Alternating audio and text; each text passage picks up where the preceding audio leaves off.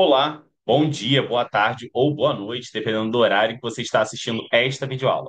Sim, mais uma videoaula de Química aqui no canal Pedro Sami, e nessa videoaula nós vamos estar corrigindo uma lista de exercícios de revisão para a recuperação semestral dos alunos do Colégio CAF, aqui de Macaé.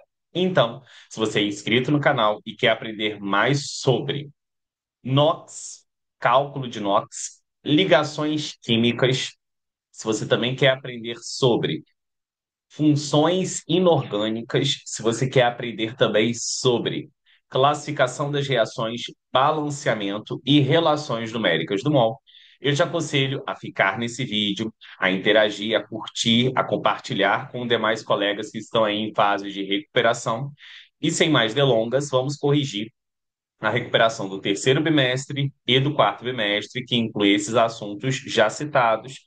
A recuperação vai estar aparecendo aí na sua tela. E vamos à nossa primeira questão, que diz o seguinte: essa questão fala: o formol é um composto orgânico altamente tóxico e tem uma vasta gama de aplicações. Então vamos ver aí quais são as aplicações do formol, né? É usado como desinfetante, mata a maioria das bactérias, conservante, muito usado no embalsamento de cadáveres, na fabricação de resinas sintéticas, tintas, plásticos, espelhos, vidros, cosméticos e até mesmo explosivos.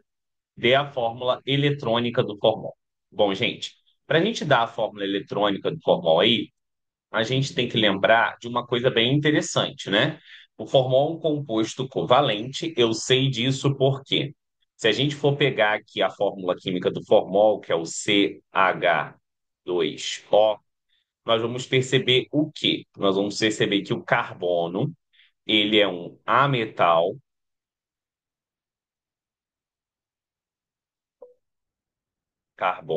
ele é um ametal da família 6A. O hidrogênio, obviamente, nós sabemos que é hidrogênio, tá aqui. E o oxigênio, ele também é ametal da família 6A. Na verdade, o carbono é ametal da família 4A, tá, gente? Perdoem aqui. Como é que eu sei o número das famílias, aproveitando aqui esse meu deslize? Você sabe o número das famílias pela tabela periódica, que está aqui do ladinho, tá bom? Então, se você for olhar na tabela periódica, ó, o carbono, ele é da família 4A. E o oxigênio, ele é da família 6A. E o que que isso tem a ver e por que isso é importante? Primeiro, para a gente reconhecer que esse composto é covalente. Porque quando eu tenho a união aí de ametal mais ametal, eu tenho um composto covalente, certo? E um composto, quando ele é covalente, ele se baseia num critério de ligação entre os átomos. E qual é esse critério? O critério vai ser compartilhamento,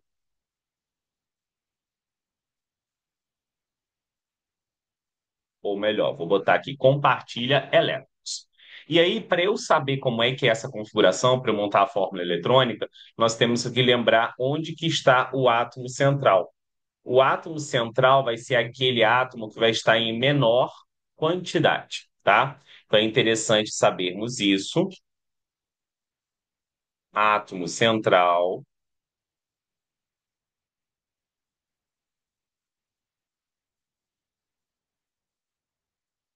é aquele que vai estar em menor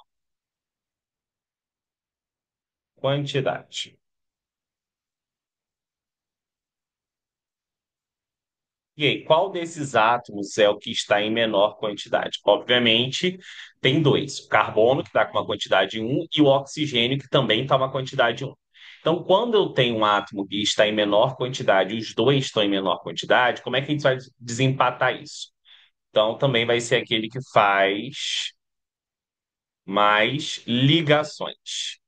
Qual dos dois faz mais ligações? Eu vou saber isso, o quanto que falta para 8, porque nós obedecemos a regra do octeto. Os átomos tendem a se unir para formar as substâncias, a fim de completar 8 elétrons na camada de valência.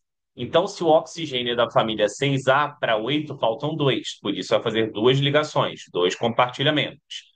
Já o carbono, por ser da família 4A, falta 4 para chegar a 8, então vai fazer 4 ligações, 4 compartilhamentos. Logo, o átomo central vai ser o carbono, já que ele faz mais ligações. Então aqui a gente vai pegar e vai colocar o carbono no centro. Vamos colocar um oxigênio aqui nessa extremidade, o hidrogênio aqui à esquerda e outro hidrogênio aqui à esquerda e um hidrogênio à direita. Perdoe, gente, estou bem cansado, final de ano, mas vamos lá.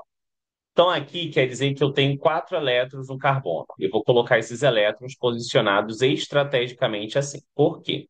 Porque o hidrogênio ele só faz uma ligação, ele é uma exceção à regra do octeto. Nós vimos que o oxigênio vai fazer duas, porque ele tem seis, então para chegar a oito faltam dois. E o carbono vai fazer suas quatro, né? Então, aqui, ó, eu vou pegar esses dois elétrons aqui do oxigênio e vou deixar eles disponíveis para fazer o compartilhamento. Então vamos iniciar o nosso compartilhamento aqui, ó. Primeiro compartilhamento, segundo compartilhamento. Ok? Carbono satisfeito? Ainda não. Vai ficar. Oxigênio já satisfeito. Compartilhei, compartilhei. Então agora percebam aí comigo que o carbono fez as suas quatro ligações, o oxigênio fez suas duas ligações, então ele ficou satisfeito, o hidrogênio fez uma ligação, já está satisfeito. Isso é o que nós chamamos de compartilhamento de elétrons. É quando eu tenho dois elétrons aqui, correto? E eu circulo esses elétrons. Quando eu circulo esses elétrons, pertencem aos dois átomos ao mesmo tempo. Logo, se o oxigênio tinha aqui um, dois, três, quatro, cinco, seis, ganhou mais um, sete, ganhou mais outro, oito. Se o carbono tinha quatro, ele ganhou um desse hidrogênio, um desse outro e dois do oxigênio de cinco. Era essa para fazer na primeira questão. Vamos para a nossa segunda questão, que diz o seguinte: descobertas mais recentes indicam a eficiência do óxido nítrico. Então vamos lá. Desculpem, tive um leve problema aqui. Deixa eu pegar e voltar. Deixa eu diminuir o zoom. Eu preciso dessa tabela periódica bem à minha disposição. Agora sim. Então vamos jogá-la para cima. Vamos lá. Acho que agora foi, né? Descobertas mais recentes da medicina indicam a eficiência do óxido nítrico NO no tratamento de determinado tipo de pneumonia, sendo facilmente oxigenado a NO2 quando preparado em laboratório. O ácido nítrico deve ser recolhido em um meio que não o contenha. Os números de oxidação do nitrogênio e do oxigênio são, respectivamente. Aqui existem regras que você tem que saber para calcular o NOx, tá? E aí, essas regras, obviamente, são algumas. Eu vou estar citando essas regras aqui agora. Então, vamos lá, gente. A primeira regra aqui é que toda vez que eu tiver um elemento da família 1A,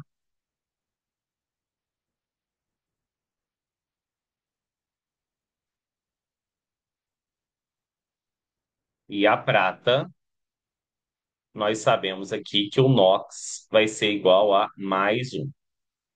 Segunda regra, se eu tiver um elemento da família 2A,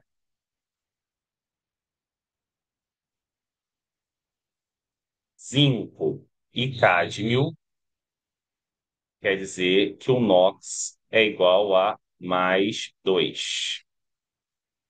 Terceira regra, se eu tiver o alumínio, o NOx é igual a mais 3. Esses são os NOx de carga positiva. Só que existem mais regras com os NOx de carga negativa. Então vamos lá. Se eu tiver um elemento da família 6A,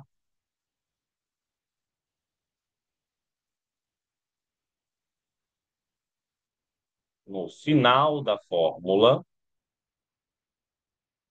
aí eu vou ter o meu NOx igual a menos 2, que é o quanto que falta para 8, né?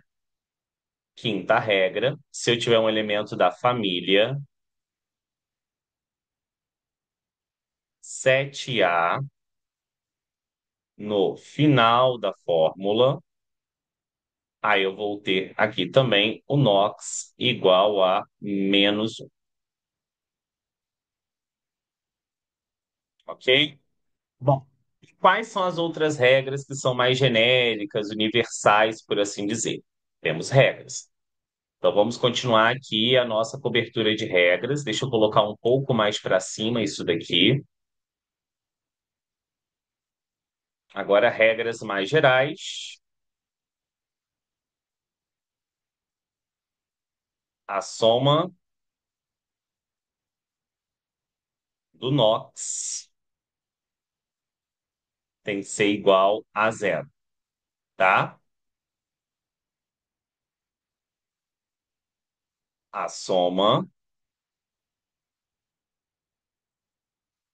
do NOx também pode ser igual à carga. Que carga é essa? Vamos entender aqui, ó. Quando que a soma do NOx vai ser igual a zero? A soma do NOx vai ser igual a zero quando eu tenho substâncias,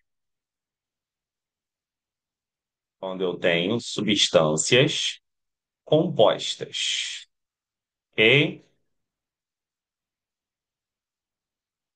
E aqui vai ser igual a carga quando eu tenho íons compostos.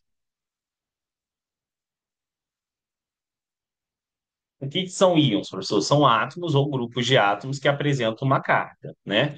Então, sei lá, vamos botar um exemplo aqui, ó. NO3 menos, SO4 menos 2. O que que são substâncias compostas? A que nós já conhecemos, né? O nosso CO2, nossa água, isso tudo é uma substância composta, ok? Então, essas são as principais regras que os alunos de recuperação semestral e que a gente vai estar usando nessa questão em específica. Há muitas mais além destas, mais três, para ser mais exato. Então, ele quer os números de oxidação do nitrogênio no NO e do NO2. Vamos lá. Vamos começar aqui com o nosso NO. O que que a gente faz aqui? Para calcular o número de oxidação, a gente separa por elemento numa tabelinha e faz um jogo da velha, como você está vendo aí. Se esse elemento é da família 6A, ele tem uma regra para ele. Ó. No final da fórmula, ele é menos 2. Nós já vimos isso. Como só tem um, repete. Então, a parte de cima é o NOx do elemento. A parte de baixo é o NOx total. É a quantidade que tem do elemento vezes a sua carga. Para isso aqui dar zero, que é a parte de baixo que tem que dar zero, o nitrogênio vai ter que ser mais 2. Como eu só tenho um nitrogênio em cima, repete. Então, o NOx do NO aqui, ó, o nitrogênio do NO é mais 2. Agora nós vamos para o NOx do nitrogênio do NO2. Então, novamente, nós fazemos o quê? Separamos por elemento, bonitinho aqui. O oxigênio é um elemento da família 6A, então menos 2. Como eu tenho 2 menos 4, tá vendo que aqui foi diferente do anterior, porque eu tenho uma quantidade 2 e eu tenho que multiplicar a carga, que é do NOx unitário do oxigênio, pela sua quantidade que aparece na fórmula. Para isso dar zero, aqui vai ter que ser o quê? Mais 4. Então, a alternativa correta, mais 2 e mais 4, vai ser letra B de bola, ok?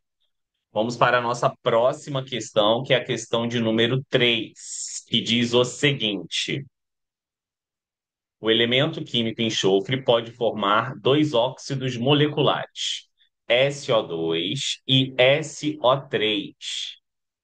Desenhe a geometria dessas moléculas e explique qual das moléculas acima é solúvel em água.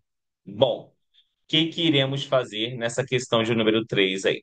Para a gente desenhar a geometria, a gente tem que lembrar de uma coisa, tá? A geometria ela depende muito do que nós chamamos de átomo central. E nesse átomo central, o que que eu tenho? Nesse átomo central, eu tenho o que nós chamamos de número de nuvens ligantes. Aqui eu tenho o número de nuvens não ligantes. E para finalizar, eu vou ter a geometria, ok? Então, em função do átomo central, se eu tiver duas nuvens ligantes e duas não ligantes, a geometria é angular. Aqui, ao invés de ter apenas duas, eu também posso ter uma não ligante. Se eu tiver três nuvens ligantes e nenhuma não ligante, a geometria é chamada de trigonal. E aí tem uma configuração geométrica para cada uma delas, né? Vamos continuar aqui. Se eu tenho três nuvens ligantes e uma não ligante, aí nós chamamos de geometria piramidal. Se eu tenho quatro nuvens ligantes e nenhuma não ligante, aí a geometria é chamada de tetraédro.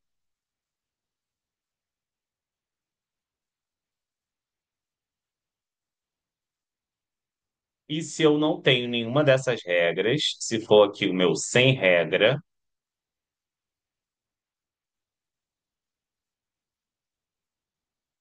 aí eu tenho uma geometria chamada de linear, ok? Bom, gente, então como é que a gente vai fazer? Nós já sabemos aqui qual é o átomo central, é aquele que está em menor quantidade, que nós vimos na primeira questão. Então, no SO2 aqui, que é a nossa primeira substância, nós vamos ter o enxofre como átomo central. Eu vou ter um oxigênio para cá e outro oxigênio para cá. Bom, se você for verificar na tabela periódica, o que que a gente vai perceber? Que o enxofre e o oxigênio são elementos da família 6A. Acompanhe aqui comigo, ó. Enxofre na 6A e logo acima o oxigênio, que eu já havia marcado 6A. Isso quer dizer que, a princípio, eles fazem duas ligações covalentes normais. Contudo, vamos dar uma olhada no que vai acontecer. Então, aqui eu vou sinalizar os elétrons do enxofre. Um, dois, três, quatro, cinco, seis. Aqui, um, dois, três, quatro, cinco, seis. E aqui, um, dois, três, quatro, cinco, seis. Bom, se só faz duas ligações, então eu vou fazer as ligações aqui com esse oxigênio da direita. Qual o problema agora? O problema é que eu não posso continuar fazendo ligações covalentes normais, ou seja, o compartilhamento vem um de cada átomo, porque senão eu vou estourar o octeto, porque ele já tinha seis, ele ganhou um elétron de cada compartilhamento, ficou com oito. Então, quer dizer que o enxofre, que já está com o octeto completo, vai fazer uma ligação especial que é a dativa. Então, esses dois elétrons aqui da esquerda, eles vão ser emprestados para fazer a ligação aqui com o outro oxigênio da esquerda.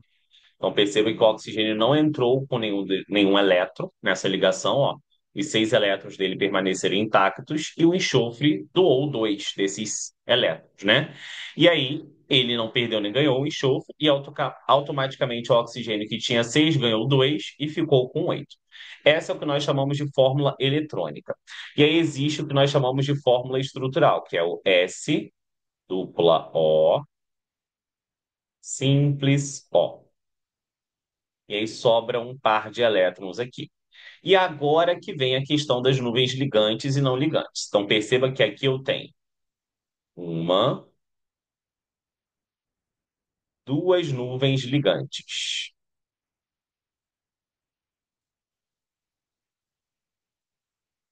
Nuvens ligantes são conexões entre átomos. Não interessa se é simples, dupla ou tripla. Se existe uma conexão entre o enxofre e o oxigênio da direita por uma dupla, isso é uma nuvem. Se existe uma conexão entre o enxofre e o oxigênio da esquerda só por um compartilhamento, só por um par de elétrons, também é uma nuvem.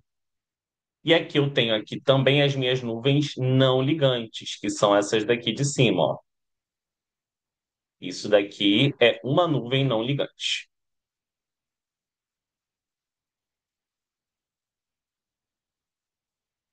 A nuvem não ligante. Então, se eu tenho duas nuvens ligantes e uma nuvem não ligante, qual é a geometria dessa molécula? A geometria dessa molécula, de acordo com a nossa tabelinha aqui, vai ser angular. E aí, como é que é a geometria angular para o caso dessa substância? Eu vou botar aqui em cima, porque essa que é a resposta. Então, eu vou botar as ligações para baixo e o par de elétrons para cima. Ó. Isso é a geometria angular. Ele queria que você desenhasse a geometria. Sempre que for angular vai ser assim? Sim. A outra substância que nós temos é quem? É o SO3. Então, nós vamos fazer a mesma coisinha aqui para o SO3. O átomo central vai ser o enxofre. Aqui eu vou botar um oxigênio à esquerda, outro à direita e um para cima. Eu vou botar esse oxigênio para cima aqui, ou esse enxofre, um pouquinho mais volta.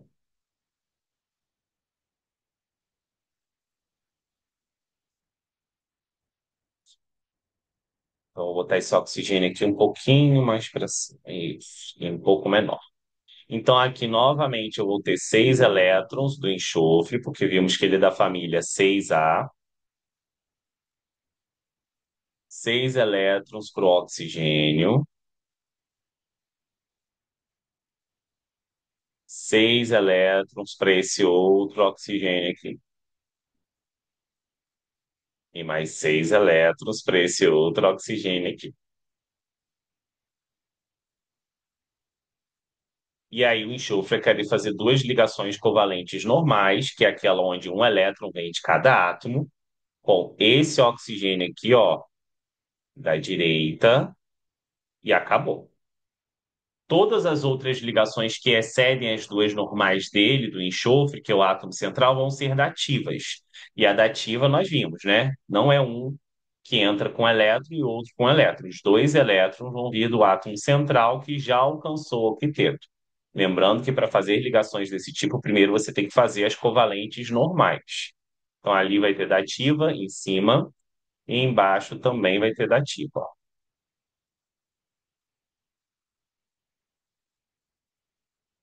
E aí agora eu vou fazer o quê? Compartilhamento.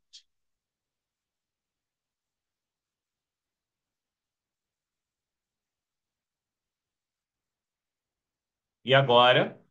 Agora a gente percebe aí o seguinte.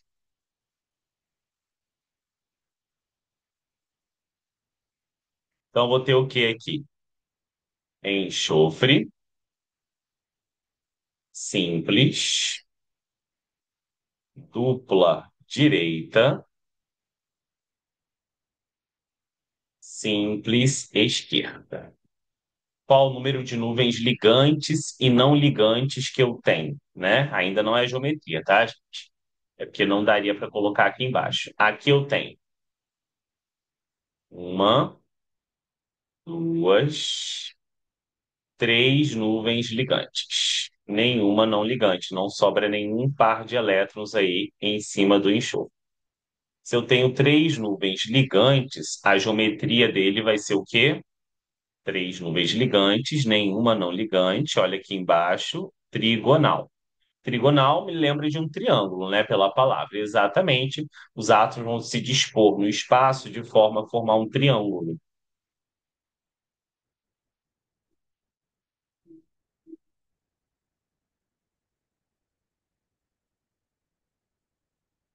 Então, essa seria a resposta, a primeira resposta. Circulando aqui, ó. Desenha a geometria das moléculas, tá aqui circuladinho. E essa seria a nossa segunda resposta.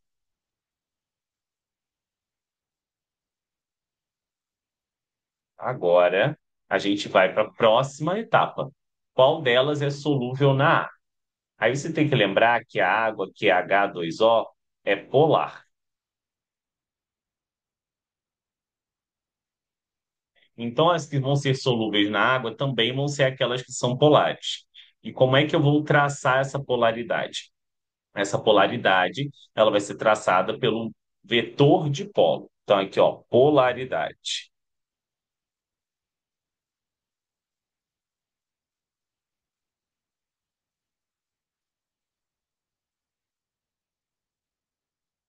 Vai ter um vetor que vai sair do menos eletroneg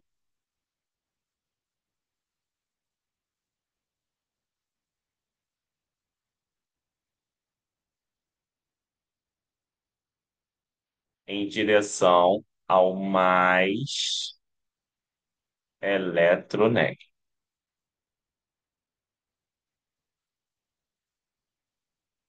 ok?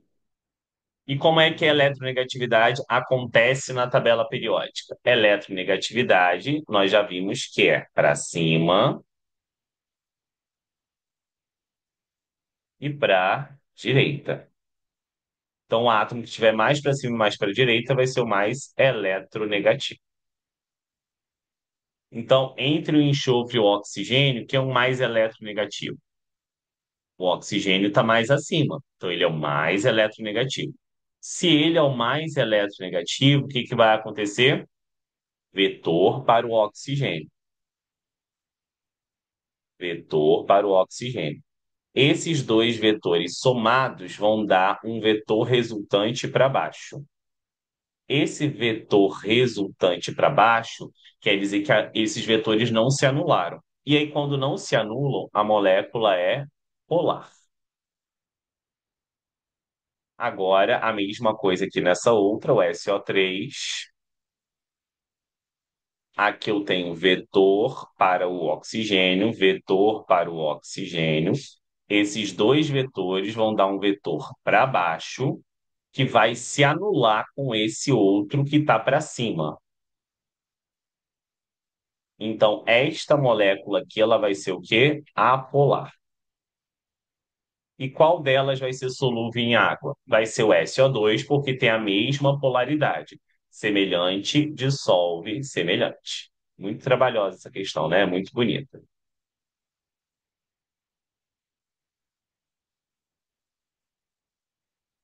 Semelhante, dissolve, semelhante.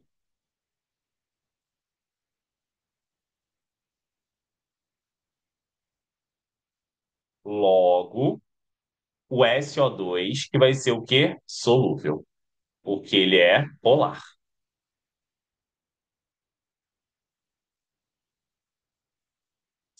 Solúvel porque ele também é polar. Essa é a resposta, tá bom?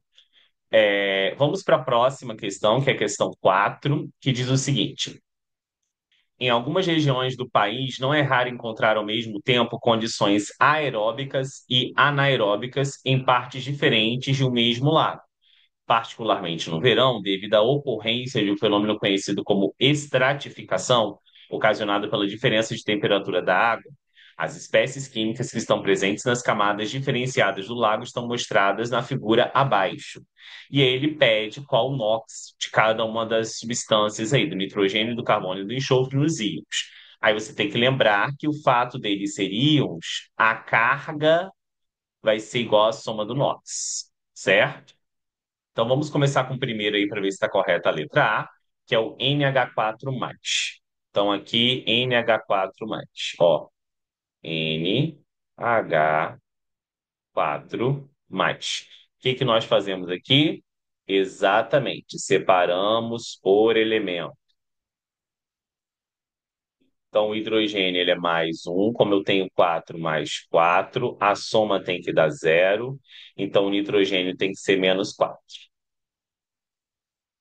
O NOx do nitrogênio é menos 4? Não, ele falou menos 4. Correto. Já é a letra A, olha que maravilha! Ai, quando isso acontece é muito bom, a gente nem acredita, né? Então, é só você pegar e pensar nisso. Opa! Não caia nessa pegadinha. Vocês pensaram que era mesmo a letra A? Não é, gente. Porque a carga não é igual a zero. A soma do NOx tem que ser igual à carga. E a carga aqui não é zero. A carga está lá, ó. É mais um, olha aqui, presta atenção. Então você não pode botar igual a zero aqui. Você tem que colocar igual a mais um, porque esta é a carga que vai descer aqui para baixo. Só vai ser igual a zero se as moléculas fossem neutras, se as substâncias forem neutras. Então vamos para o próximo, não é a primeira. Aqui nós temos o NO3 menos. Então, novamente, o que nós fazemos? Separamos por elemento. Então, aqui nós temos menos 2 por causa da regra do NOx, né? Família 6A no final da fórmula. O hidrogênio é sempre mais um. Como eu tenho 3 menos 6, isso daqui tem que ser igual a zero? Não, lembra disso. Isso aqui é igual a carga. E qual é a carga? Menos um. Então preste atenção, né? A gente está muito habituado a fazer com que é igual a zero. Não, é igual a menos um. Para isso dar menos um aí, qual que vai ter que ser o valor? Então, para dar menos um, aqui o nitrogênio vai ser mais 5. Repete, mais 5. Então, o gabarito não vai ser a letra A, certo? Deixa eu aqui apagar. Melhor, vou botar aqui, ó, errada, que eu botei de propósito para você marcar ela de primeira. E o gabarito correto vai ser a letra P, NO3 menos, com nitrogênio com NOx mais 5. Vamos para a nossa próxima questão, que é a questão de número 5, que diz o seguinte: a experiência a seguir é largamente utilizada para diferenciar soluções eletrolíticas de soluções não eletrolíticas. O teste é baseado na condutividade elétrica e tem como consequência o acendimento da lâmpada. Cite com quais solutos a solução vai conduzir eletricidade. Gente, os solutos que vão proporcionar a condução de eletricidade, no caso da questão 5, eu só tenho duas possibilidades. Em água, se eu tiver um composto iônico,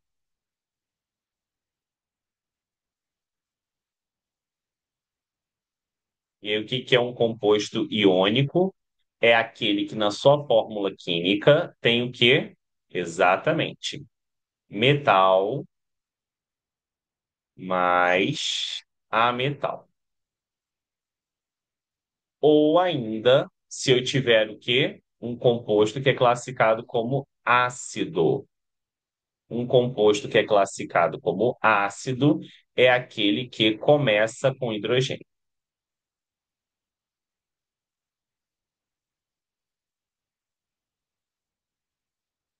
ok? Então, nós temos aqui o primeiro que vai conduzir eletricidade, que é o ácido sulfúrico. Então, um conduz, começou com hidrogênio aqui na fórmula. O segundo aqui não é iônico, porque aqui eu tenho carbono, hidrogênio e oxigênio.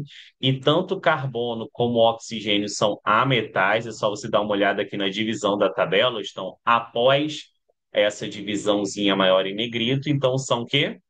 Exatamente, ametais. Então, não é iônico. O açúcar não, o álcool não se classifica na mesma categoria. Agora, o cloreto de alumínio, sim. Por que o cloreto de alumínio, sim? Porque o alumínio é metal e o cloro é ametal. Então, eu tenho ligação o quê? Iônica aqui. E aí, se eu tenho ligação iônica, com dois. Um e quatro. Formol se classifica do mesmo jeito que o 2 e o 3 também é covalente. Lembrando, é só olhar na tabela. Alumínio está onde, professor? Aqui, ó, Al, metal. Cl, após aqui a divisão da tabela, ó, a metal. Vamos lá, então, para a nossa próxima questão, que é a questão de número 6, que diz o seguinte: a infraestrutura das cidades deve conter uma série de serviços, entre eles fornecer uma água de qualidade para a população, cujo tratamento desta inclui a adição de cloro. Durante o processo de cloração, ocorre a seguinte reação. Considerando as informações no texto, é correto afirmar que o HCl é um ácido forte, fraco, temos que ver aí. Bom, essa é uma questão sobre ácidos, né? Então, quando eu tenho um ácido, a primeira coisa que tem que vir na minha cabeça é que existem dois grupos principais de ácidos. Existem os ácidos que não possuem oxigênio, são chamados de hidrácidos.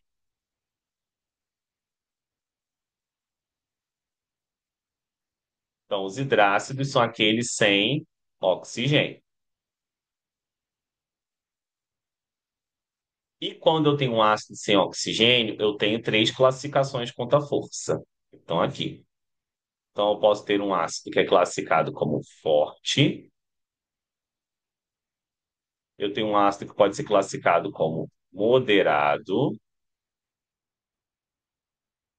e eu tenho um ácido que pode ser classificado como que fraco. Eu já comecei a fazer isso mesmo sem terminar de ler a questão toda, porque a primeira letra já é sobre isso, tá? Agora, se eu não tenho um ácido que é chamado de oxiácido, se eu não tenho um ácido que é chamado de hidrácido, se eu tenho um ácido que é chamado de oxiácido, o que que eu vou ter que fazer? É aquele com oxigênio. E quando eu tenho um ácido com oxigênio, eu vou ter a mesma coisa. Forte,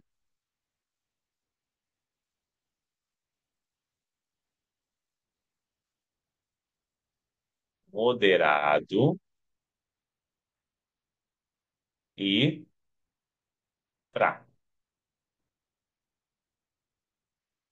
Então, aqui sem oxigênio.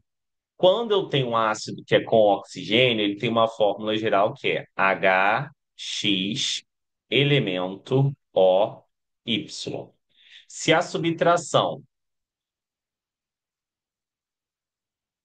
deixa eu botar aqui de novo, HY elemento OX, agora sim. Se a subtração do número de oxigênios menos o número de hidrogênios der 2 ou 3, ele vai ser forte. Se essa subtração der um, é moderado. Se essa subtração der zero, é fraco. Tem uma exceção à regra, mas eu nem vou focar nela, porque eu estou preparando alunos para recuperação semestral. Mas o H2CO3, a subtração dá um, é moderado, né? Mas pela regra, mas é uma exceção, então ele vai ser o fraco, mas eu vou me focar nos ácidos que aparecem ali. Tá bom, gente? Hidrácidos, então. Como é que eu sei quais são os fortes? Aí aqui é uma memorização. Os hidrácidos halogenados HCl, HBr e HI vão ser os fortes. O moderado vai ser apenas o HF. O fraco vão ser o quê? Os D+. Sim. E aí tem uma frasezinha para tentar decorar esses aqui, né? Os hidrácidos fortes, ó. Que é o seguinte: Clara é brilhante e inteligente. Ok? Bom, então vamos lá. HCl é um ácido fraco. HCl é um ácido fraco? Não, né? Nós vimos que ele é um ácido forte. Ó. Clara é brilhante e inteligente. O HClO é um ácido forte? Não.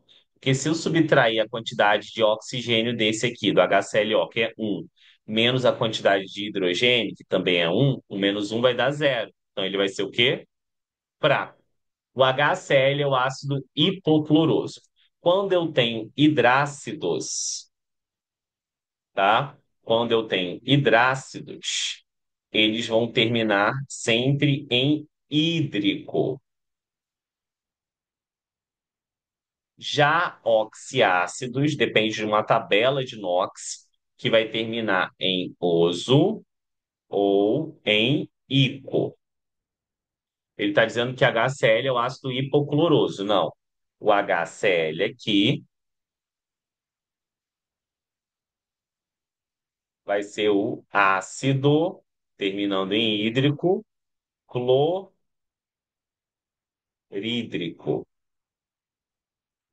E ele é forte, correto? E o HClO. Como que eu vou dar o nome desse ácido? No caso do HClO, que é um ácido que tem oxigênio, nós temos que fazer o cálculo do NOx, tá? Então vamos lá fazer o cálculo do NOx do HClO aqui. HClO. Então aqui nós vamos separar por elemento.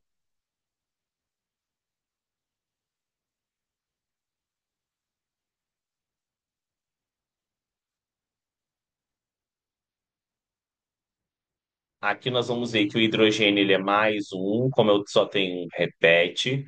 O oxigênio é -2, como eu só tenho um, repete também. A soma dá zero. Então aqui o cloro vai ser mais 1. Quando o NOx é mais 1, a gente tem uma série de prefixos e sufixos que a gente utiliza aqui. Vamos dar uma olhadinha aqui rapidinho, ó. Então, NOx, prefixo, sufixo. Quando o NOx é mais 1 e mais 2 para um oxiácido, eu tenho um prefixo hipo e o sufixo oso. Quando o NOx é mais 3 e mais 4, eu não tenho prefixo e só tenho sufixo oso. Quando o NOx é mais 5 e mais 6, eu não tenho prefixo e eu vou ter o sufixo ico. E quando o NOx é mais 7, eu tenho o prefixo per e o sufixo ico, ok? Então, aqui neste caso, como é mais 1, é hipoioso. Então, HClO aqui vai ser o quê? Ácido hipocloroso.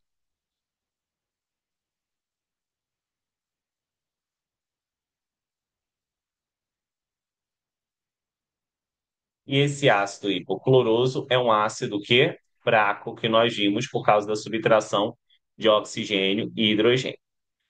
Aqui está dizendo que o HClO, o ácido clorídrico? Não. O HClO, o hidrácido, correto, porque ele não tem oxigênio. O HCl, desculpa, é um hidrácido. E o HClO é um oxiácido, corretíssimo. Hidrácido sem oxigênio e o HClO, oxiácido com oxigênio. Então, letra E de escola. Muito boa. Vamos para a questão de número 7, que diz o seguinte: para a fabricação de chips utilizados em computadores e calculadoras eletrônicas, é necessária uma forma altamente pura de silício, que pode ser obtida por meio da reação redox representada pela equação. Identifique os elementos reduzidos e oxidados, assim como os agentes oxidante e redutor. Então, o que a gente vai fazer aqui? Nós vamos novamente fazer o cálculo do NOx e a gente vai ter que lembrar o que que é oxidação e redução, tá? Aqui tem substância composta e aqui também. Então, vamos lá. O cloro é um elemento da família 7A e ele está no final da fórmula. E tem uma regra para esse elemento da família 7A que está no final da fórmula, que nós vimos já numa questão de calcular NOx. Ele é -1, como eu tenho 4 cloros, -4, a soma tem que dar zero. Então o silício aqui vai ser mais 4, e aí você repete mais 4 aqui em cima de novo. Substâncias simples, que é aquelas que só tem um elemento, vai ser carga zero, NOx zero. E aqui o cloro novamente da família 7A no final, -1, como só tem um cloro, repete. O hidrogênio mais um. Ok? Tranquilo, zerou também. Então, quem é que sofre redução? Quem sofre redução é quem diminui o NOx. Quem sofre oxidação? Oxidação é quem aumenta o NOx. E como eu vou saber se aumentou ou diminuiu? Comparando os elementos antes e após a seta que aparece nas substâncias. Então você percebe aqui que o silício, por exemplo, ele saiu de mais 4, correto? Ó, e ele foi para quanto esse silício? Ele foi para zero. Então, se ele saiu de mais 4 foi para zero, ele sofreu o quê? Redução. Já o cloro, certo? Manteve o NOx zero, -1. E o hidrogênio? Não, o hidrogênio ele saiu de zero e foi para quanto? E foi para mais 1. Então, o NOx aumentou de zero para mais 1. Então, ele sofreu o que aqui? Oxidação. Agora, para identificar os agentes oxidante e redutor, aqui nesses dois casos, a gente só vai precisar olhar para os reagentes. O agente oxidante e redutor são os reagentes, ou seja, as substâncias que aparecem antes da seta reacional, certo? Quem vai ser o agente oxidante? Ele provoca a oxidação. Se ele provoca a oxidação, ele vai ter que ter sofrido o quê? Redução. E quem é o agente redutor? O agente redutor é quem provoca a redução. Então ele vai ter sofrido o quê? Oxidação. Então vamos à nossa resposta. Quem sofreu redução aqui, o elemento reduzido, vai ser quem? Ó, elemento reduzido. O elemento reduzido aqui vai ser o silício, que vai ser o Si, e o elemento oxidado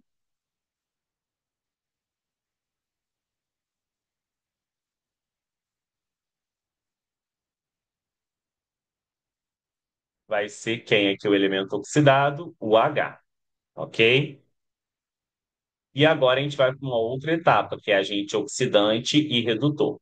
Então, o agente oxidante vai ser o quê? Quem sofreu redução, né? O silício, só que é toda a substância, ó, SiCl4.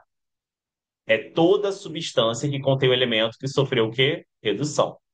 E o agente redutor vai ser toda a substância que contém o elemento que sofreu o quê? Oxidação, que vai ser o meu H2. Vamos para a nossa questão de número 6, que diz o seguinte: quando um prisioneiro conectado à morte é executado em uma câmara de gás, a substância letal, o gás HCN, é produzido no ato da execução através da reação.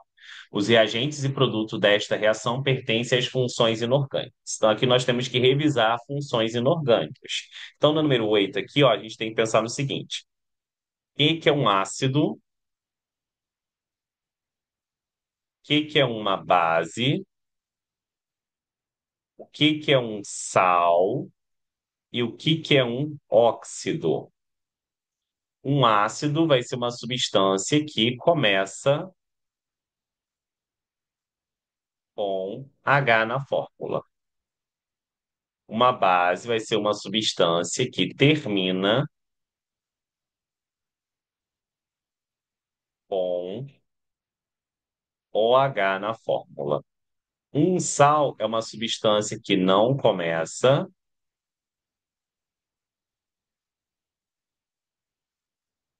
nem termina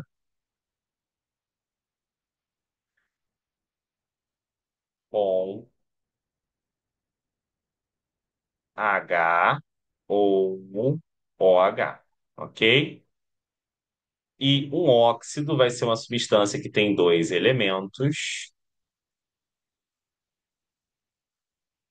sendo o oxigênio um deles.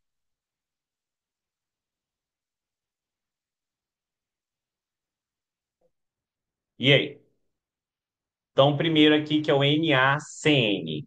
Vamos lembrar aqui de cada um, ó. Ácido começou com hidrogênio. Base terminou com H.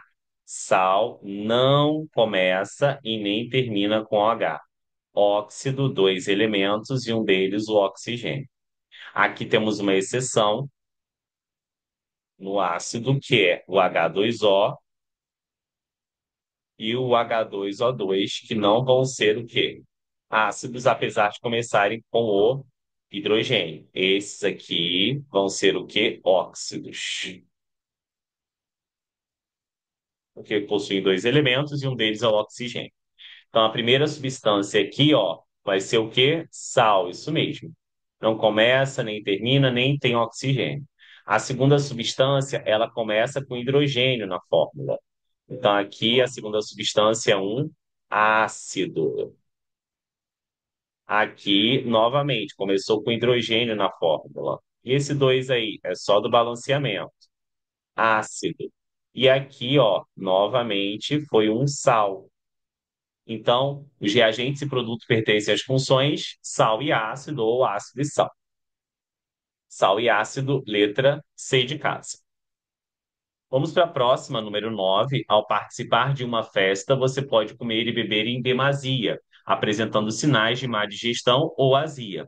Para combater a acidez ocasionada pelo excesso de ácido clorídrico, então nós vimos que um ácido que termina em hídrico é um quê? Um hidrácido. Lembra? É um ácido sem o quê? Oxigênio.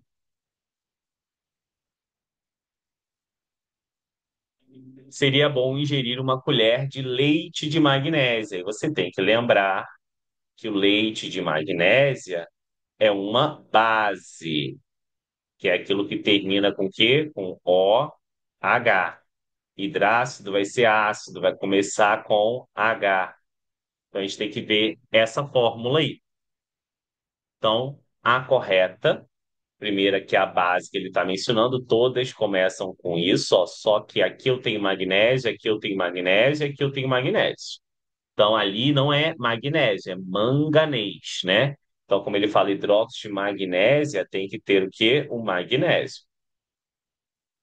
E o ácido? Se é um hidrácido, é um ácido sem oxigênio. Então, aqui o único ácido da A, B e C que não tem oxigênio é esse aqui, ó, é o HCl. Então, por isso que a alternativa aqui é letra B de bola, tá bom? Vamos para a última questão da recuperação bimestral aí, do terceiro bimestre, que está sendo utilizada como uma inspiração para a recuperação semestral, que é a questão 10 e diz o seguinte: o H3PO4 está presente no acidulante em refrigerantes e o H2S é formado na decomposição da matéria orgânica. O MgOH2 e o AlOH3 são utilizados como antiácidos estomacais. Dê as equações de ionização e dissociação dessas substâncias. Então, a ionização vai ser a formação dos íons H+, e a dissociação vai ser a formação dos íons OH-, no caso das bases. Então, isso daqui é uma equação de ionização. Eu pego, coloco a substância em meio aquoso, e nesse processo vai estar liberando íons H+. Ó. Liberei 3 H+. Por quê? Porque na fórmula tem quantos hidrogênios? 3 hidrogênios. Exatamente, ó. Esse 3 vem para cá para frente. E o resto, o PO4, mais o PO4, ó, PO4. E aqui a carga vai ser menos 3, porque eu formei 3 cargas positivas aqui, ó. 3H+, né? Como se fosse 1, 2, 3H+. Então, o restante tem que ter a mesma quantidade de carga, só que com o sinal oposto, negativo. A próxima substância aí é o H2S. Então, vou botar aqui um ponto e vírgula, H2S. Olha só. Aqui eu só tenho dois hidrogênios. Então, só vai liberar dois na frente, né? Então, aqui, ó, H2S. Eu pego e coloco isso em água. E aí, colocando isso aqui em água, vai ficar dando o quê? 2H+, mais o quê? Exatamente. S menos 2. Sim? Por que S menos 2? Porque eu formei 2H+. E as bases, ao invés de liberar o H+, vão liberar o quê? O OH-, tá? Então vamos fazer a mesma coisa para as bases agora. Aqui eu tenho o quê? O MgOH2, que colocando em água vai dar origem ao Mg mais 2. Por que que eu sempre mais 2? Porque tem quantos OHs? 2. Então aqui vai ficar 2OH menos. Então perceba que esse 2 aqui, ó, que pertence tanto ao O quanto ao H, ele vem para frente e gera o OH menos. Por isso que a carga do magnésio foi mais 2. Então, seguindo o mesmo raciocínio, se eu tiver o AlOH3, são 3 OHs, né? Então quer dizer que a quantidade de hidroxilas me dá origem à carga do metal, que é o alumínio. Então aqui vai ser alumínio que mais 3 e o restante vai ser o quê? 3OH menos. Acabamos a correção aí da recuperação do terceiro bimestre e a gente já vai fazer agora a recuperação do quarto bimestre. Então, se liga aí.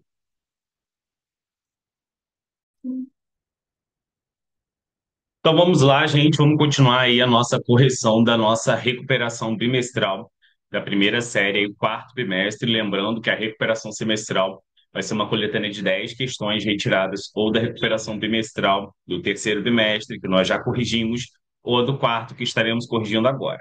Então vamos à nossa primeira questão aí. Para fazermos essa primeira questão, a gente tem que lembrar sobre classificação das reações químicas. Então, o que que a gente tem sobre esse assunto, né? Vou botar aqui, ó.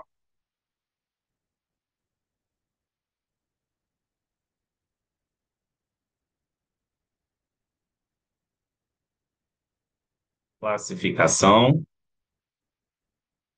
das reações. Bom, gente, existem quatro principais tipos de reações químicas, tá? A primeira classificação, ela é chamada de síntese ou adição. E o que que vem a ser essa classificação? A síntese ou a adição é quando eu tenho duas substâncias no reagente, tá? Ou mais, duas ou mais substâncias no reagente, A mais B aqui mais reticências, produzindo uma única substância no produto, que aqui eu chamo de C, ok? Sempre que eu tiver esse padrão, é uma síntese ou adição. A segunda vai ser análise ou decomposição. E o que vem a ser uma análise ou uma decomposição? É o inverso da síntese ou adição. Eu tenho uma única substância no reagente produzindo duas ou mais substâncias no produto, ok? Isso vai ser uma análise ou decomposição. Agora, existem outros modelos, por isso que eu estou mudando de cor aqui, vai ser o terceiro, chamado de simples troca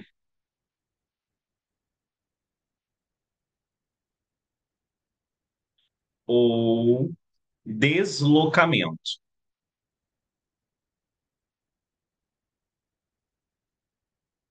E aí, o que vem a ser a simples troca ou deslocamento? A simples troca ou deslocamento é quando eu tenho uma substância simples, que aqui eu vou chamar de A, mais uma substância composta, que aqui eu vou chamar de BC, e vai acontecer uma troca entre uma substância simples e uma composta. Também é chamada de deslocamento, por quê? O que vai acontecer aqui, ó, é que o A vai para o lugar do B e o B vem para o lugar de quem? Do A. Por isso que se chama de deslocamento. O A está deslocando o B. Lembrando que é extremamente importante que na reação química haja o A como substância o quê? Simples, aquela que só tem um elemento, uma letra maiúscula, e aqui BC é o quê? Composta. Então, completando essa reação aqui, o que que vai acontecer? O que vai acontecer é que a gente vai formar aqui o nosso B puro, correto? Que ele vai ficar no lugar do A, e o A vai ficar no lugar do B junto com o C. E aqui eu vou formar o meu AC. E o quarto tipo de classificação, eu vou puxar um pouquinho aqui para cima, que a gente tem, vai ser o que nós chamamos de dupla troca. Vamos lá. Quarta, dupla troca. E aí, o que que é uma reação classificada como dupla troca? Aqui eu vou ter uma substância composta, AB, mais outra substância composta, CD. E aí, isso daqui vai dar origem a duas outras substâncias compostas, que vão ser aqui, respectivamente, AD mais CB. Então, o que aconteceu aqui foi a mesma coisa que aconteceu em cima. O A veio para o lugar do C agora, que aqui o C que é o primeiro da segunda substância, e o C veio para o lugar de quem? Do A. Só que a diferença entre a primeira, entre a terceira e a quarta é que essa daqui é o quê? Composta. As duas são substâncias compostas, tá? Então, aqui é composta e aqui também é composta. Sabendo disso, conseguimos fazer aí nessa introdução a primeira, a segunda e, se eu não me engano, a terceira questão também. Dá uma olhadinha aqui. Primeira, né? Teve duas vezes o três aí, mas na verdade só tem uma terceira. Visando minimizar o uso do petróleo, pode-se produzir plásticos a partir do álcool proveniente da cana-de-açúcar. É o chamado plástico verde. A reação a seguir representa a primeira etapa desse processo. Classifique a reação. Então, esta reação aqui, a gente percebe que eu tenho uma única substância, correto? Aqui configurando, ó, o nosso C, tá percebendo aqui, ó, do padrão, produzindo outras duas substâncias, que vão ser o C2H4 e o H2O, configurando quem aqui do ladinho, se a gente for seguir o padrão A e B, ó. Então, se eu tenho uma substância no reagente produzindo duas outras substâncias no produto, essa reação vai ser chamada de reação de quê? Exatamente. Essa reação vai ser uma reação chamada de análise ou decomposição,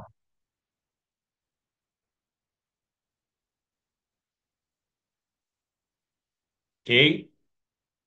Vamos para a nossa segunda questão que diz o seguinte: grande parte dos produtos químicos industriais com os quais tomamos contato diário tem o ácido sulfúrico envolvido, indireta ou direta ou indiretamente, em sua fabricação. Detergentes, plásticos, tintas, corantes, fibras têxteis, fertilizantes, baterias de automóvel, etc. Trata-se de um composto químico de maior importância para a indústria, podendo seu consumo anual ser usado como indicador do grau de desenvolvimento da indústria química de um país.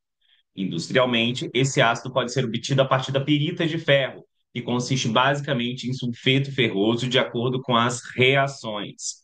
E aí ele pede aí a assinale alternativa que apresenta a classificação correta dessas reações. Então, aqui o que que a gente tem? Nós temos uma substância que é Fe2S composta, certo? Então, vou botar aqui, ó, substância composta, composta. Aqui eu tenho uma substância simples, produzindo outra substância simples e outra substância composta. Então, esta reação aqui é uma reação chamada de simples troca.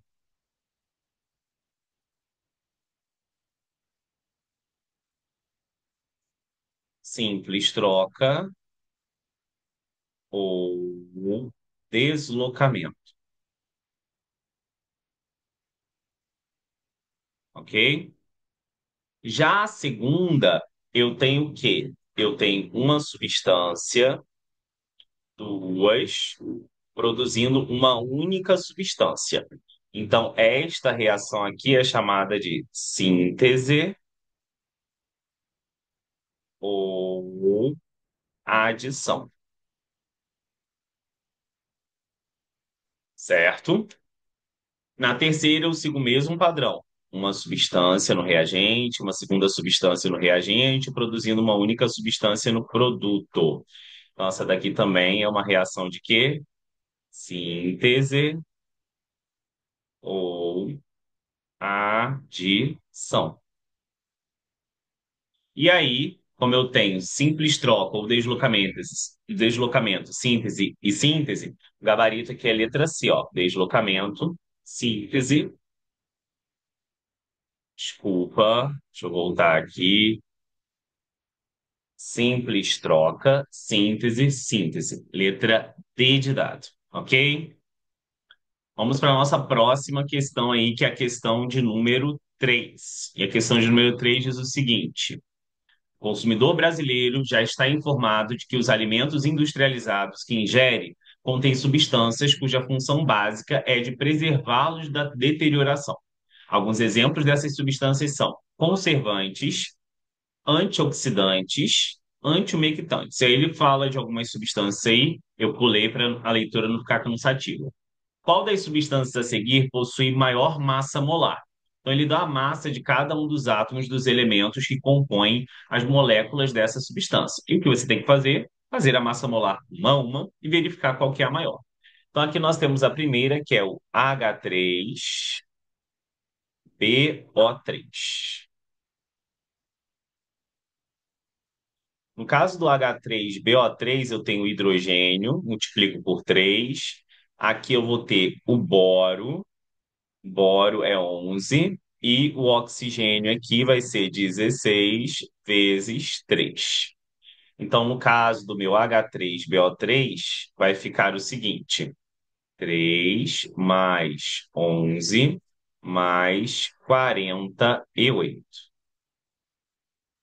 11 mais 48 vai dar 59. 59 com 3, 62 gramas por mol. Agora a gente vai para a próxima, que é o SO2. Então aqui o enxofre é 32, o oxigênio vai ser 16 vezes 3. Então 48 com 32, né? 32 aqui do primeiro, mais 48 do segundo. Então, o que a gente tem aqui é o quê? 80 gramas por mol. Depois nós temos o H3PO4. Vamos lá, H3PO4. Então, aqui nós temos o hidrogênio, que é 1 vezes 3, o fósforo, que é 31, e o oxigênio, que é 16 vezes 4. Então, o que que nós temos é 3 com 31 vai dar 34, 34 mais 64, 98 aqui. Eu vou fazer direto, tá? Eu estou fazendo etapas primeiros, aqui eu já estou fazendo direto.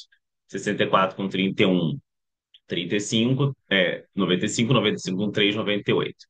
Depois nós temos o CaCO3. Vamos lá para o CaCO3. Então, o cálcio tem massa 40, o carbono tem massa 12 e o oxigênio tem massa 16 vezes 3.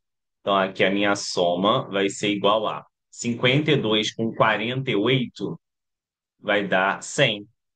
100 gramas por mol. Até agora essa é a maior, pelo que a gente está vendo. Tem o último aqui para finalizar, que é o SiO2. O silício aqui, se vocês forem olhar, é 28. O oxigênio é 16 vezes 2. Então, quer dizer que o meu SiO2 aqui vai ser igual a 60 gramas por mol. Então, qual das substâncias acima possui a maior massa molar?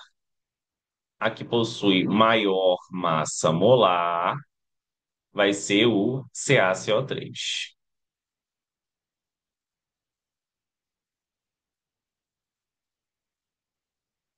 certo?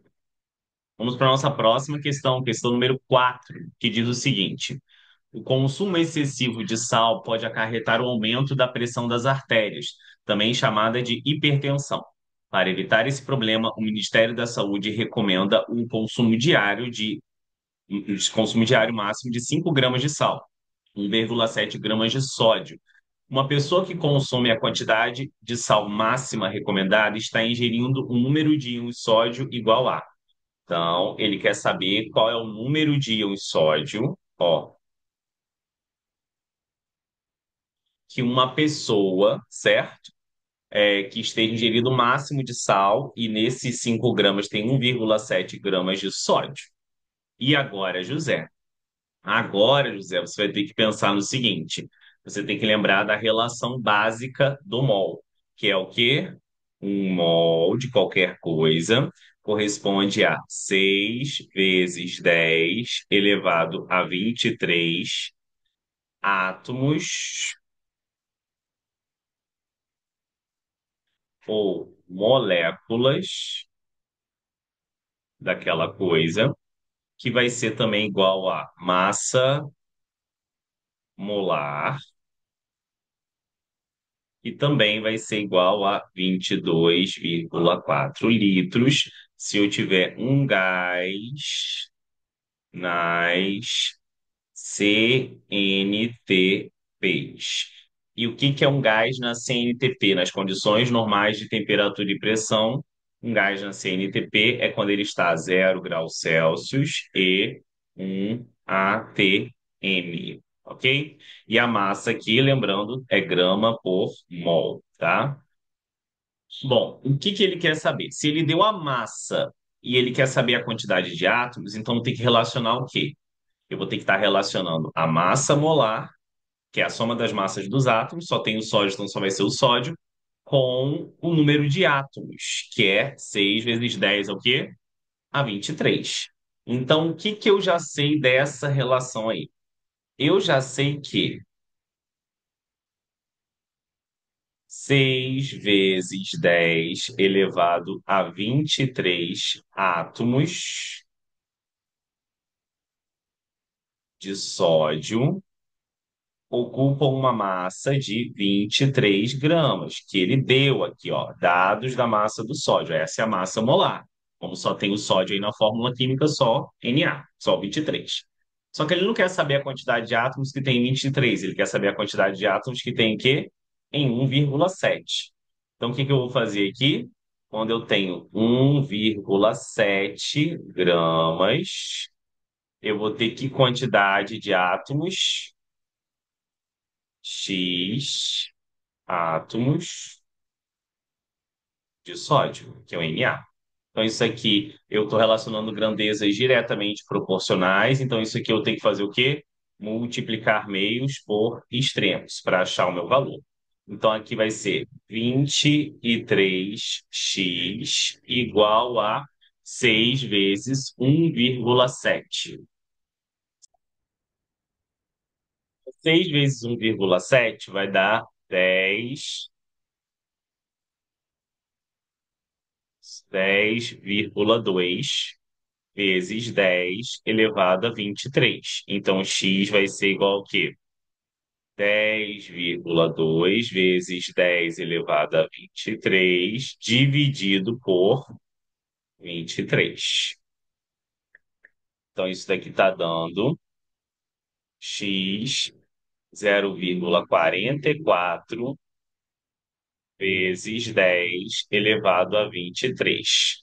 Colocando isso no número que aparece nas alternativas, vai ser igual a 4,4 vezes 10 elevado a 22 átomos.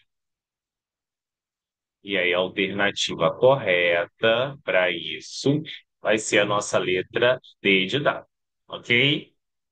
Vamos para a nossa próxima questão, que é a questão de número 5, que diz o seguinte: a água da chuva é naturalmente ácida devido à presença de gás carbônico encontrado na atmosfera. Esse efeito pode ser agravado com a emissão de gases contendo enxofre, sendo o dióxido de enxofre e o trióxido de enxofre os principais poluentes que intensificam esse fenômeno.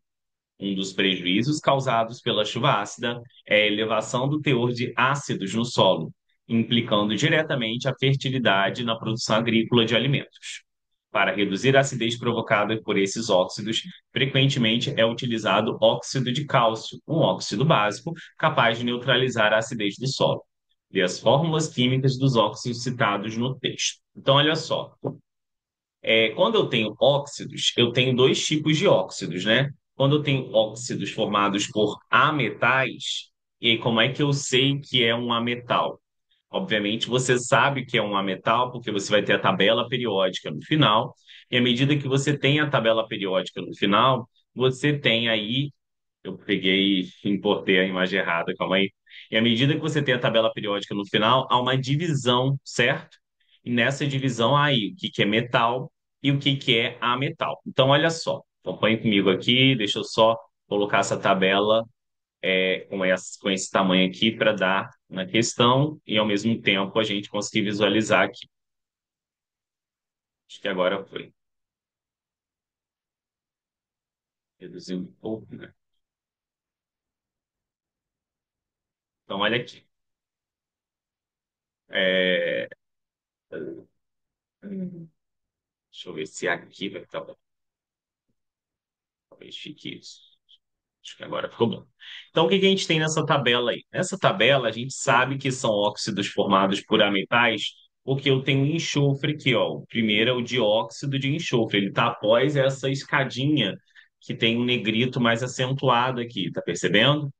E eu tenho também o trióxido de enxofre. E o óxido de cálcio, já o que tem cálcio, já vai ser o que aqui, ó? Formado por metal. Então, tem uma diferença entre dar a fórmula química de um e a fórmula química de outro. Quando é óxido formado por ametal, é pelo número do di e do tri que a gente vê. Sempre um óxido, tá? Isso aqui é interessante. Num óxido, para dar a fórmula química, sempre primeiro vai vir o metal ou o ametal, dependendo aí do que é, certo? E no final vai vir quem? Vai vir o oxigênio, tá? Então, se é dióxido de enxofre, primeiro vem o ametal, que é o S, depois vem o O e a quantidade de aqui, ó. Se é trióxido de enxofre, então primeiro vem o S, depois vem o O e a quantidade dele, que é 3 tri. Agora, quando eu tenho um óxido formado por um ametal, aí a gente precisa verificar qual é a família desse ametal. Então vamos dar uma olhada aqui na família. Ó, continua tendo essa valia do metal vir primeiro e depois o oxigênio. Só que aqui, ó, o cálcio ele é da família 2A, e toda vez que eu tenho um óxido, eu vou ter um oxigênio com uma carga -2. Então, se o cálcio é da família 2A, ele vai dar origem a um íon de carga +2. Então, aqui o que que eu vou fazer? Eu vou colocar o cálcio com a sua carga, +2. Vou colocar aqui o oxigênio na forma de óxido, -2. Quando as cargas são numericamente iguais, o que que eu vou fazer? Eu vou cancelar essas cargas, ok? E eu vou dar a fórmula do óxido, que vai ser o quê? Exatamente. CaO. Então, aqui vai ser a terceira resposta, tá? Que a gente tem. Então, a primeira é SO2, a segunda é SO3 e a terceira CaO. Ok? Vamos então para a nossa sexta questão, que diz o seguinte: o ácido fluorídrico é utilizado para a gravação em vidros, porque ele reage com o dióxido de silício conforme a equação química não balanceada representada abaixo. No processo de gravação de vidros, a soma dos menores coeficientes estequiométricos inteiros que balanceiam a reação é. Então, nessa sexta aí, a gente tem que pensar no quê? A gente tem que pensar no macho, que é uma ordem de balanceamento que a gente tem para reações químicas. Então, que ordem é essa? Vamos entender aí. Primeiro, eu vou balancear todos os metais, depois todos os ametais, depois o carbono, por último o hidrogênio, e em seguida, penúltimo hidrogênio, e em seguida o oxigênio. Então, tem uma ordem para eu balancear os elementos, que é o macho. Então, macho, primeiro vamos balancear o quê? O metal. Depois o ametal, depois o carbono, em seguida hidrogênio e por último oxigênio. Então, o que que vai acontecer aqui? O que vai acontecer aqui é que eu vou ter que me basear nesta ordem para colocar números antes de cada uma das substâncias para igualar a quantidade de átomos de cada elemento antes e após a seta. Então, o metal nós não temos, mas o ametal nós temos, que é o silício. O silício que aparece aqui na reação, ó, o Si, ele está aqui, ó. Ele é um ametal. E a quantidade que ele aparece antes da seta é 1. porque esse 2 pertence ao oxigênio. A quantidade que ele aparece após a seta também é 1. Então, não precisamos alterar devido ao silício. Depois do ametal, nós vamos para o carbono, que não tem. Mas existe outro ametal aí na reação, que é o flúor. O flúor ele aparece com quantidade 1 e aqui com quantidade 4. Então, aqui antes do HF, você vai ter que pôr um 4. Esse 4 é colocado antes do HF para você multiplicar tanto o hidrogênio quanto o flúor que aparecem aí nessa substância após o número 4 colocado. Nisso, aí eu igualei a quantidade do flúor. Só que agora eu preciso igualar a quantidade do quê? Do carbono que não tem, vamos para o hidrogênio. No hidrogênio, o que que nós temos? No hidrogênio, deixa eu botar só no silencioso aqui. No hidrogênio, nós temos 4 hidrogênios antes da setinha reacional, que está aqui, ó. 4 hidrogênios antes, eu tenho só 2 após. Então, vou ter que vir aqui e vou pôr o quê? Um 2. Então, esse 2 vai multiplicar o hidrogênio e o oxigênio, certo? Acabou? Agora falta o oxigênio. O oxigênio eu tenho 2 aqui antes da seta, SiO2, e eu tenho 2 após a seta, porque uma vez que eu coloquei esse 2 aqui ficou com 2. Não ter nada antes de cada substância que eu não alterei é a mesma coisa que ter um. Então, se ele quer a soma dos menores coeficientes estequiométricos, é a soma desses números que aparecem antes de cada substância que eu coloquei, que são, respectivamente, 4, 1, 1 e 2. Então, 4 mais um, 5, 5 mais um, 6, 6 mais 2, 8. 8 seria a nossa letra A. Vamos para a nossa próxima questão, que é a questão de número 7, que ainda vai estar utilizando o mesmo princípio do macho, da tabela periódica, e aí diz o seguinte, essa questão. Os carbetos metálicos são interessantes porque reagem com a água, produzindo gás acetileno, C2H2, que é usado nos maçaricos de solda oxiacetilênica, ou então produzindo o gás metano, CH4. Balanceie as equações representativas dessas reações que são dadas a seguir. E aí? Vamos começar com o metal, que é o cálcio, tá aqui, né? Já foi até marcado aqui o nosso metal cálcio. A quantidade que ele aparece antes da seta é 1. E após a seta também é 1, então não mudou nada. Metal já foi, agora nós vamos para o ametal. Ametal não tem, então vamos para o carbono. Carbono eu tenho 2 aqui e aqui eu também tenho 2, não preciso alterar. Hidrogênio. Hidrogênio eu só tenho 2 aqui, antes da seta, e após a seta eu tenho 2 com mais 2, então eu tenho 4 hidrogênios após a seta. Então aqui também tem que ter 4. Logo, eu vou ter que colocar o número 2 aqui, porque esse 2 vai multiplicar tanto o oxigênio quanto o hidrogênio, certo? Agora falta o oxigênio. O oxigênio eu tenho 2 e aqui eu também tenho 2. Então, para a gente finalizar aqui, é só colocar um, mas é opcional esse um você colocar. Se você não coloca, eu vou entender que você só equilibrou ali, botando um 2 na água. Os demais é implícito um. E ali, na segunda substância, vamos lá, metal vai ser o alumínio. O alumínio aparece aqui, ó, após a nossa divisão, no lado esquerdo. Então, a quantidade que eu tenho dele é 4 antes da seta, e após a seta é só 1. Então, vou ter que vir aqui e vou pôr o quê? Um 4. Metal já foi, a metal não tem, além de carbono, que é o nosso próximo. Aqui eu tenho 3 carbonos, aqui eu só tenho um carbono, então vou ter que vir aqui antes da substância que tem 3 e pôr um 3. Lembrando que esse 3 vai multiplicar o carbono e também vai multiplicar o hidrogênio. E agora, depois do carbono, vem o hidrogênio. O hidrogênio eu tenho 2 antes da seta, e após a seta eu tenho 12 com mais 12, porque aqui eu tenho um 4 vezes 3 aqui do parêntese, né? Ó, 12 mais 12 dá 24. Então tem que ter 24 hidrogênios antes também. Então aqui vai ter que vir um 12, porque 12 vezes 2 vai dar o quê? 24. E o oxigênio, 4 vezes 3, 12. 12 vezes um 12. Não ter nada aqui é a mesma coisa que ter o one. Vamos para a nossa próxima questão aí, que é a questão de número 7, que diz o seguinte: um dos principais poluentes do ar nos grandes centros urbanos são o gás sulfuroso, SO2, e o monóxido de carbono, CO.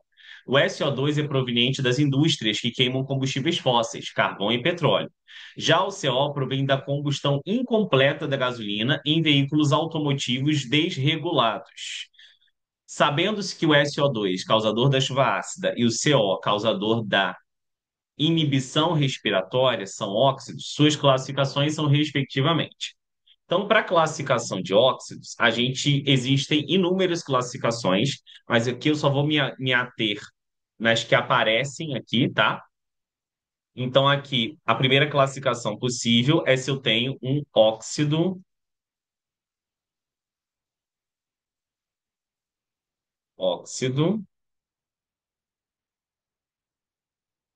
ácido. Quando eu tenho um óxido ácido, tá, gente? O que que é um óxido ácido? Vai ser um óxido formado por ametal e oxigênio. Lembrando que eu estou simplificando essa parte, porque é uma aula para recuperação, tá, gente? Mas existem outros casos de óxidos ácidos também, que são óxidos aí formados por metais, com NOx mais 5, mais 6 e mais 7, tá? Agora, quando eu tenho um óxido básico, tá? Quando eu tenho um óxido básico,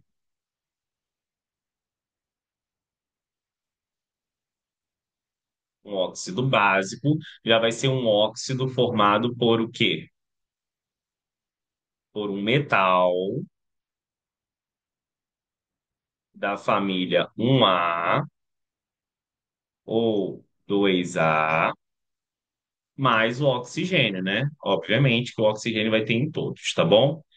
Bom, aqui o próximo é quando eu tenho um óxido neutro. Um óxido neutro é aquele que não reage com nada. Ele também pode ser chamado de óxido indiferente ou inerte, tá? E aí aqui a gente tem que memorizar que existem três óxidos neutros: o CO,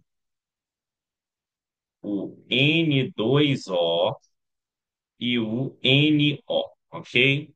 E a gente tem o óxido anfótero aí também, né?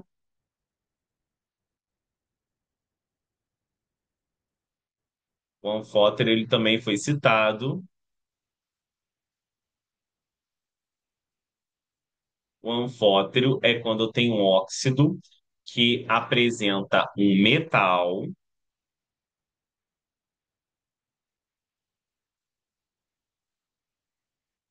com NOx mais 3 ou mais 4.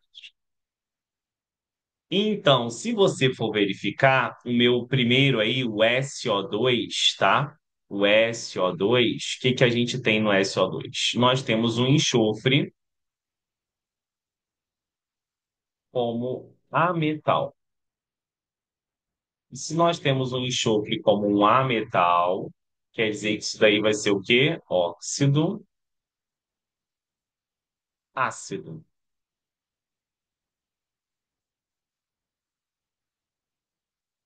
Já o CO, não.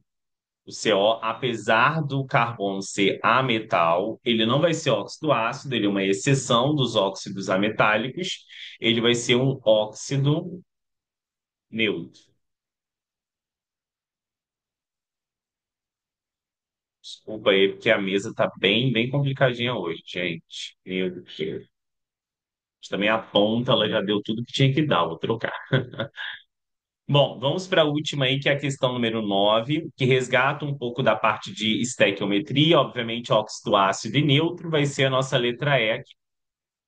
Os motores a diesel lançam na atmosfera diversos gases, entre eles o dióxido de enxofre e o monóxido de carbono. Uma amostra dos gases emitidos por um motor a diesel foi recolhida. Observou-se que ela continha 0,2 mol de dióxido de enxofre, SO2, e 0,5 mol de monóxido de carbono, CO.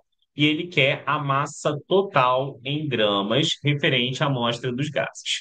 Então a gente vai aqui para o nosso, ó, SO2. E a gente faz a massa dele. O SO2 é 32 a massa do enxofre, mais o oxigênio vai ser o quê? 16 vezes 2. Então, quer dizer que o meu SO2 aqui vai ser igual a 64 gramas por mol. Que isso quer dizer? Exatamente. Quer dizer que um mol tem quanto? 64 gramas. Só que eu não quero saber a quantidade de um mol. Eu quero saber a quantidade de 0,2 mol. Certo? Então, 0,2 mol vai ser igual a X gramas. 10% de 64 é 6,4. Então, 20% vai dar o quê? 12,8 gramas.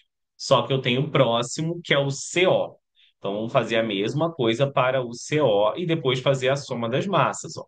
CO, o carbono tem massa 12 e o oxigênio tem massa o quê? 16. Então, CO vai ser igual a 12 mais 16, 28 gramas por mol.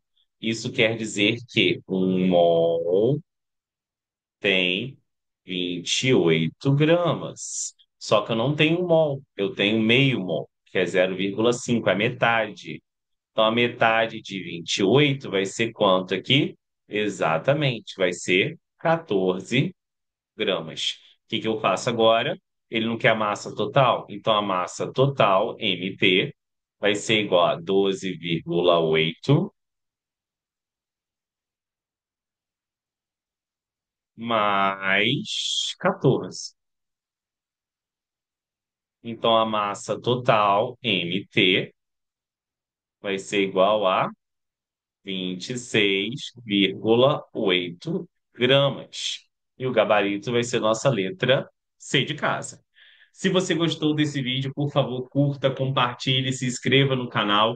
Muito obrigado por você estar dando um pouco do seu tempo aí para aprender mais de química, né, para se inteirar mais dos assuntos. E se você tem dúvida de alguma coisa que ficou aqui em alguma das questões, deixe aí nos comentários. Se você gostou, curta, inscreva-se, compartilhe com seus amigos. E gratidão, um beijo, valeu, gente. Até a próxima no canal Pedro Sami. Tchau, tchau.